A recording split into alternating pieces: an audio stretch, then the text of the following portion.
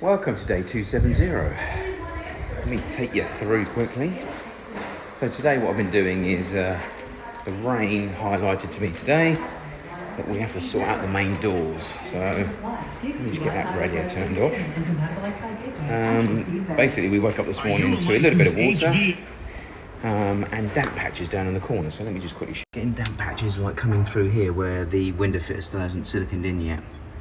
So the outside windows themselves have got a lot of the mortar that's on here chiseled off, and it was right back to the corner and then down to the door. So I assume the water's just been hitting and driving down behind the frame itself and coming down, and then when it gets to the threshold you're dripping off the back. So I've temporarily just put some silicone right back until we get the finished colour silicone to go in there, and try to take it up to the top. And obviously, because we're greedy, four bloody doors to do, so I had to do it on all of them. So all of them are getting a slight bit of damping in here. This one here getting damp on the left hand side. The pooling of water in here doesn't seem to be running out of this door, so I'm not too sure why. So I'm going to have to find out what's different on this door compared to the others. I've not finished this one yet, but the reason why is I want to try and find out where the leaking, non-leaking is being prevented. So yeah, it was building up in here, so I've literally cleaned out. It normally have like a hole in there and it drains out. These ones don't have it. So I'm assuming, never assume, but I'm assuming the water falls underneath this rubber that way and then falls out underneath the door here. I know these have got holes in the underneath of them, so the water's got to come through here to get into here for it to drip out the bottom. So normally what they call it damming. You normally silicone the actual end piece in so that the water falls into this and rolls along, hits the end and won't go any further, but then finds the hole and drips out. When I did poke around with a paintbrush in there, I did start getting a damp patch here. So whether that was coming out the end and dripping around or not, I don't know, but it just so happens that this door is actually getting damping on the other side, but the rain actually comes and hits the other side of the door. The rain normally comes in this angle, so this corner doesn't normally get damp, but this one is. So I'm assuming the water is leaking all the way along and coming out the end, which could lead to a door out scenario. So I had to do all four doors. They've been done. This one hasn't been fully finished. But yeah, so all I've done in the corners is just, as you can see, just about 6 inches. I've just siliconed underneath the door, siliconed around and up, and also tried to silicone all the way down the outside. So what I haven't done is all the way underneath. So normally what you would do on these is silicone the floor, put the doors down on the floor, screw the doors into the floor, but that's not been done with these. So we are definitely going to have to try and force silicone through. I've done it on this one. This one's quite high, so I've forced silicone through in these ones to try and stop the water coming through. But we're definitely going to have to look at doing something from the front if we've got the actual height. Anyway, morning. Hello. Let's go outside and see what the guys are up to at the moment. One of them is in the cottage over the road, which never assume, but I'm pretty sure that he's filling all of the screw holes and the gaps between the plaster. The carpenters, team of 3, are working on getting the boxing up for the garage floor. Unfortunately, we've got a little bit of stuff coming off on here already, which is a real shame, 2 of them. So we need to look at that. So at the moment we've got the rear bottom base up, and this bottom base is up. But one problem we do have, which we've seen yesterday, is that when you stand against this wall here, so this is the left-hand side of the garage opening, this is the other side of the garage opening. So we now have this base going along, and what that's now highlighting when you look at it is the wall itself on the other side is actually pissed. So these blocks have been taken too far, and as a result the walls had to come back this way to get to where it needs to be. So we're going to have to try and find a way around losing that. I mean, the only thing to really do is to take the whole wall down and that corner and get it from where it should be, or plaster out, which then means you have to plaster that one as well. So bloody disaster. So this one here, 8.5 inch thick, 5 foot wide, perfectly straight, no problems at all. That one, you're now looking at it straight now, but you're meant to be getting it straight looking through that. So it's really bad. So So we're not too sure what we're going to do about that. Anyway, on a positive note, Sherwin, sorry about the wind, has been up here sanding down and painting. How you getting on, Sherwin? Fair play, buddy. We're getting the inside sanded, painted. That's good. We're going to get the actual light switch, the light hole cut out, and get the going to get like a little ceiling mounted 3-inch in there for now, just so we got light in the hallway. But again, I want to try and find some form of pendulum light, but ideally that drops but's fixed, not one that swings because of the wind. So if anybody's got any ideas where to go, certainly on the island here, let me know. The door is obviously on. Sherwin is back over there. Okay, yeah, I'm not seeing any filling in here at the moment, so maybe he wasn't doing that. Okay. So there's been stuff put on, obviously, but we need to get all the rest of it on. I mean, in here is not as urgent as over the road. Obviously, the garage and the house are the main priorities. But we do need to make sure we get this sorted out, because that's got to be filled. I'm not too sure if the plumbers have pressure tested that yet, but it's been repaired. This still hasn't been fixed in, so like I said, this is still loose, as you can see. So ideally we need to get some mortar in here, and that needs to be fixed. But again, like the ones over the road, it's not straight and it's not centred. So where we're concerned, it's off centre again, which is minor, but to someone like me, who my wife says autistic, it's not. I look at that and it makes my eye twitch.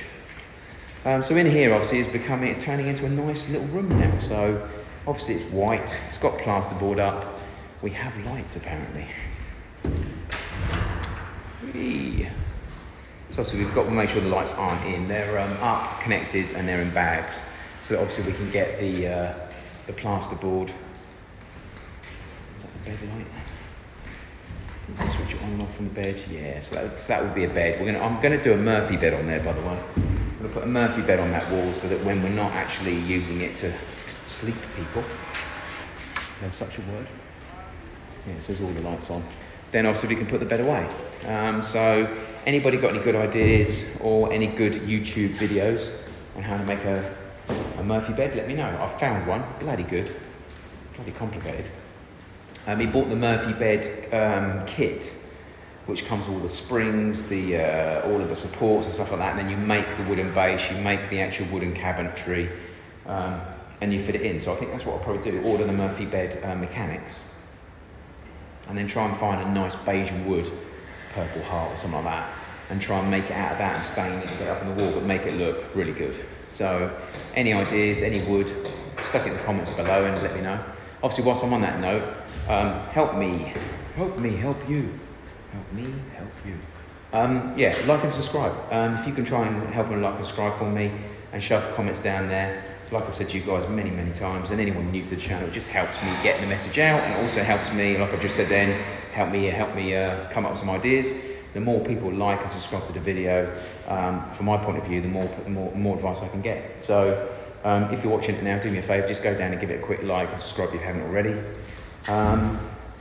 Other than that, yeah, so lights are in, so all lights are connected. So we've got 4 on the bedroom stroke living area, we've got 4 on what will be the kitchenette stroke dining area, and we've got 1 in the lobby area, and then inside here we have 2 for the bathroom, which I'm assuming, yeah, so the outside one here is the bathroom, and the one here is the kitchen stroke hallway. Okay, so there's 3 switches, which is cool. Still haven't heard from the window man in England, so I've got no idea when windows are en route, which is a real pain in the arse, because I'm looking out at some white painted plywood at the moment. So it'd be nice to be looking at some windows. At the moment, obviously, just looking at the door that we've hung just makes it look so much nicer. So I need to today get all these fingerprints cleared off and give this a coat of stain as well. It did rain last night, and it highlighted to me that I need to get something on there sooner rather than later.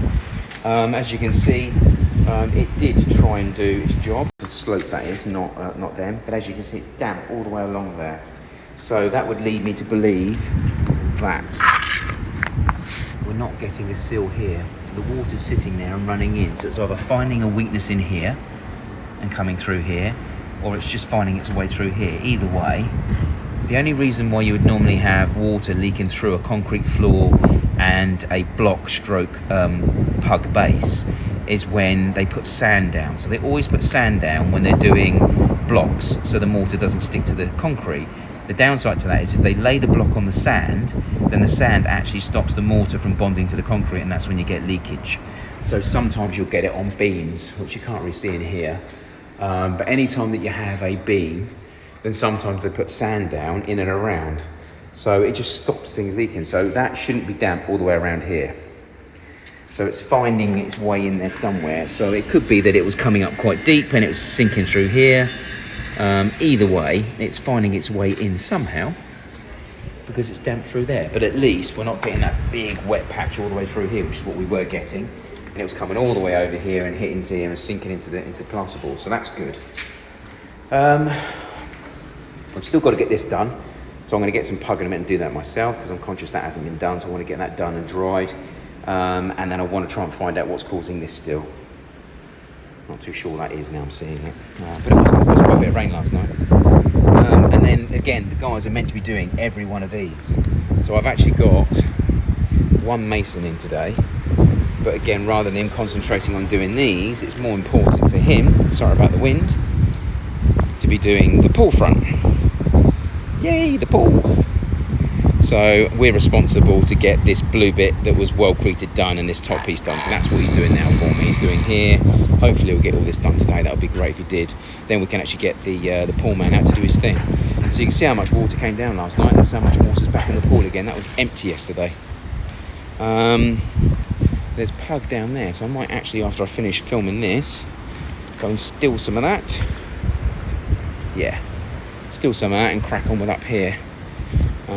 Certainly going to get that doorway done first, but I might have a crack at doing some of these. Other than that, obviously that's all the guys have done so far. They've managed to get that back piece here done, which was already built. They just needed to erect it. But you see the sags slightly in the middle because we need jacks. I need all of those for Monday, and we've got the front one up as well. And they now need to put all the formwork around the side of the building. So we need 2 foot formwork in and out all the way around the building. And we're going to be looking at getting the formwork up next week. So when we're going to get round to actually doing the floor itself, I don't know, the concrete that is. But anyway, that's what we're aiming to do. Down here was finished off yesterday. They also did some more steps, as you can see. So they've resurfaced the steps down to here. 3 more to do. So they've all been done. That's all been done. And we've obviously got to build the frame, which is the next thing on my list. So I'm going to crack on with doing this. I'm going to get a coat on that first, get this done, then another coat on that.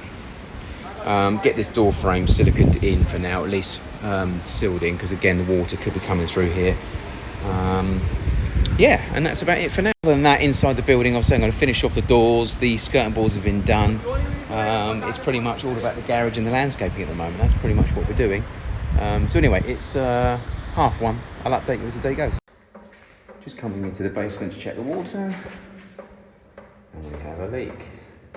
So I thought it was coming from the boiler initially, but it's actually coming from the mains into the building itself. So it's actually the mains coming in as far as I'm aware, feeding the rest. So I think this goes off that way to the other units, and then obviously the rest of it comes up to the top and feeds the house. So I've heard that these can, these glued corners can just pop off. And there's your pop off. So back onto the phone to the plumber, and on the job they've got to repair. I've also asked them to look at this as well. That's not high enough, and there's no bracket here. So at the moment,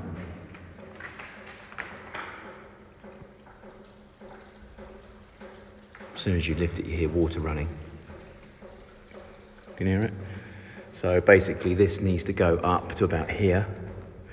And as you can see, that needs to be raised as well. So, and this is the main pipe work that comes through into the kitchen over there. So that needs to be done. So, again, little things like this, it's only minor, but it's pipe work that should be connected together, and it should be up on the roof rather than sagging like this. So yeah, we just need to get some brackets for everything, get everything tacked up. So it's some general tidying, because at the moment that just means there's pressure on that joint, which it shouldn't have. You know, we've got plastic going into copper, which is not normal anyway. But you certainly don't have 2 copper joints taking the weight of the pipe work. That is something you tack up. So we're gonna need to get, it doesn't need to be, you know, stupidly like this. I mean, that's overkill, but that has got some weight on it. These ones just need like a double, I don't know what this is. I mean, in England, that'd be 22 mil, so it's probably 3/4 inch. So it needs 2 brackets holding those together and then something drilled into the ceiling. So it's not major, but it does need to be done. Obviously, we've still got piles of crap down here, so that needs to be removed. And obviously, we need to get water dried up and gone as well. So, but anyway, I only came down here because everyone keeps leaving the bloody lights on. Yeah, so I'm not too sure where the pipe goes. As you can see, it's all in the actual concrete itself. So this is where it comes out. But as you can see now, like everything else, it's leaking through the base. It should not be coming for the base. That should be waterproof mortar with blocks going onto concrete. That should be waterproof, but it's clearly not. And this is the old water pipe, so I'm not too sure what's still there, as is that. They both need to be cut out and filled. That one's still going out that way for some unknown reason. But anyway, lights off, everybody. Okay, 4:01, let's have an update. Just stuck a bit of varnish on the door, on the outside that is. Just to give it a seal for tonight, because last night it did rain, don't want it getting damp. Let's have a quick look at what Bristol did today on the front of the pool. Sorry about the wind. The wind is bad. Sorry about the close-up. Probably better not to hear me rather than see me that close. Okay, right, so he's done the top. He's done the side. Yeah, he's done the top all the way around. He's done the side all the way around. We've got to do the front bits there, so we'll probably finish those off tomorrow. Yeah, it's just the front bits he's done, so that's good. That's all done. Excellent. So quick look at the front door of the cottage.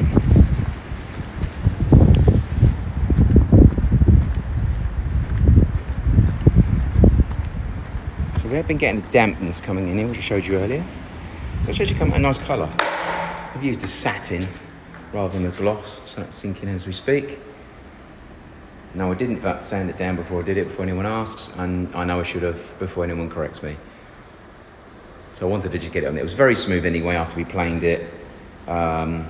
It's got like a cellophane on the glass anyway. So tomorrow what I'm going to do once that's dried, I'm going to sand it first and then put another coat on. I thought I'd actually get it sealed first. I've only actually done the sides, the top and the front. I haven't done the bottom and the back, so I'll probably take the door off tomorrow and do it properly. I just didn't have time today. So nothing was done in here today. As I showed earlier on, so tomorrow we've got to try and potentially look at doing something in here. We've at least got to start skimming all the joints, they go off, and then we can get a second coat on those. Might paint the man's in tomorrow, so that's the first thing I'm going to get him doing. And then we're starting to see a bit of shape coming here. So as you can see here, we have the rear beam. So that's going to be a 2-foot beam that's going to go from here all the way across, which will sit on top of this one here. And behind that's another 2-foot beam, as you can see, that's been erected there as well. So we've got a 2-foot beam going through here, 2-foot beam going through here. In fact, I think this one here is 16 inch and this one's 24 inch. This one's going to go all the way around the building. This one's just going from the side of the toilet over to here to support the roof. It just reduces the span. Again, sorry about the wind. Just get out the wind for you. So yeah, as you can see, this is going over as well, which I showed you earlier on. We have got to deal with what we're going to do about this wall. I can't have it that pissed. It's just not good. But as you can see, the height of the garage is going to be quite immense. But anyway, I didn't really want it that high, but we were going to come down 2 foot. But anyway, sod it, let's just do it. Obviously we need to order the jacks in for Monday to try and get the rest of it up as well. So this is the supporting underneath, and then all the formwork's going to come off of all of this as well. So we've got all the actual 2-foot sides that are going to go on here, and then 2 foot up in the air, the formwork will come over and join into this one. And then from this one on this side, it'll obviously come across here, and then the rebar boys will come during the week and start putting the rebar all the way around and across, which we already have most of it built. It's just now coming out and installing it. This steel here has been out for quite some time, as you can see in here, so we're going to have to get some Osflow on there. You just, I don't know if you've seen before, guys, but you put the Osflow into one of their spray machines, you pump it and you spray it and just leave it for 24 hours and it turns black, as long as the steel isn't too far gone, obviously, which at the moment that doesn't look too bad. It is hidden in the boxwork, but obviously it is getting the wind and salt. In here has been sanded, painted today as well, which looks awesome. So tomorrow I'm going to get the light drilled in here. get the light put in, and then just get all of this taken down, so that then empties here and makes that look a lot more pleasant. And that's pretty much it for today. I mean to sound ungrateful. We've had a small team. It's been Saturday. So yeah, it's really about the box work. We've got to try and get this opened up as well now, because originally we were going to just do the overhang here and do the garage later on, but we said sod it, let's just get it done. So we've got to take this fascia off now, and this will continue across obviously. And this here had an end cap on it, which has now been taken out, as you can see. So you can see the steel now, that was all boxed up. We've opened that up now, and that will obviously come all the way across here. But we do need to think about what we're going to do about Monsieur Pissed. As you can see when you stand here, as much as you can't really see it dead on, I mean, that's where the acro is, look, and you can see the arse of the wall hanging out on the left hand side. So not ideal. Is it the supervisor's fault, or is it the mason's fault, or is it both? Hit me in the comments below and let me know. Personally, they're both at fault. The foreman should definitely take responsibility, and the mason should also say, hang on a minute, this doesn't look right to me. But it's a common theme in the construction environment that it wasn't me. But anyway, it is what it is. I'm sure we can rectify it somehow. It'll be another thing we have to do. And everyone's going to comment, you're so patient. I'm not inside. I'm like, argh. But anyway, there's no point getting wound up about it. It is what it is. You've got two options. Take the fucking whole wall down, start again. Or deep breath, count to 10, and find a solution around it, which I'm sure we'll do. But anyway, from Barbados Beach House, over and out for Saturday. Sunday is another day.